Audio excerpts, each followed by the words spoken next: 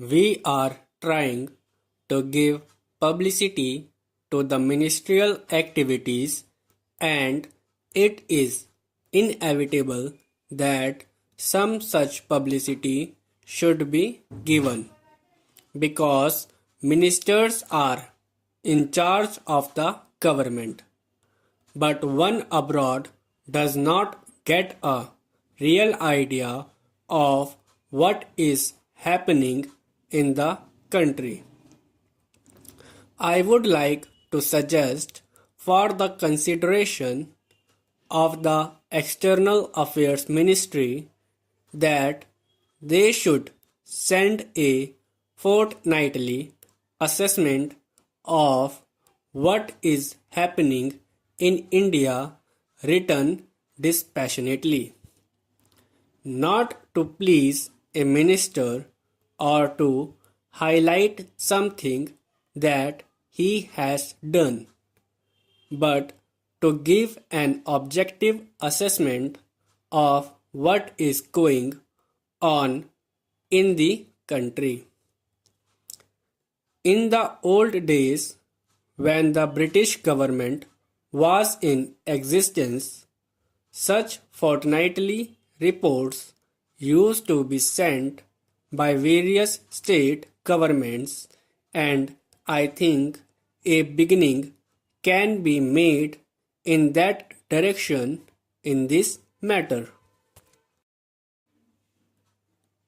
The other point I would like to suggest is that publicity is a complicated and technical matter. The Foreign Service, as it is constituted today, does not have sufficient training in publicity. The Estimates Committee, which were into the demands of the External Affairs Ministry, mentioned about the methods of training which have been adopted.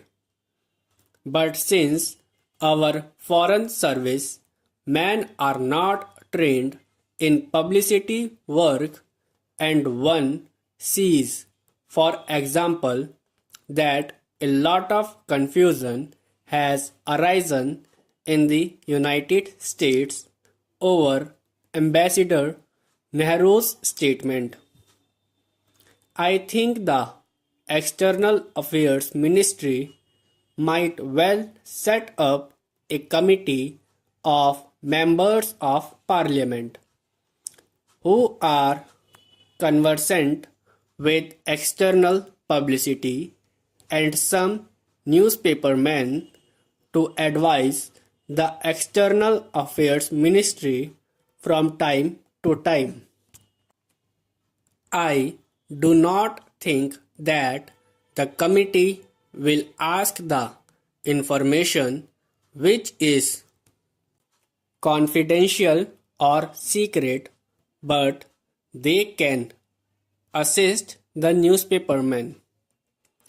There are a handful of competent men who would be willing to serve on the committee in an advisory capacity.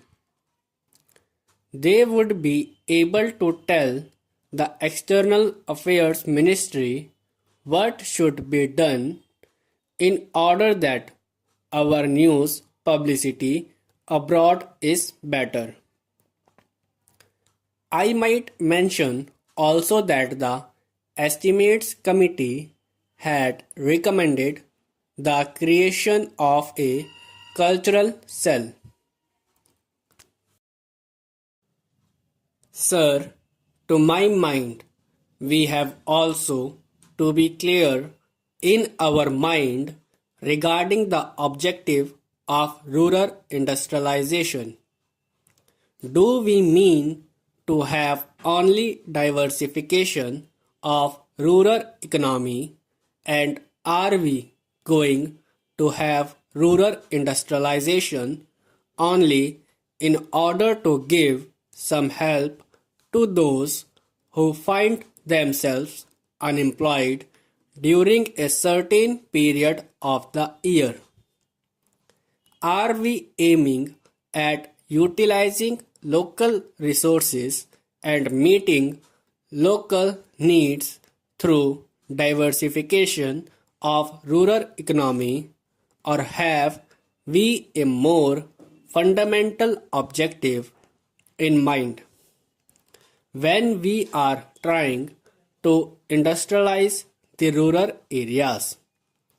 Without this, I am afraid rural industrialization will not be possible.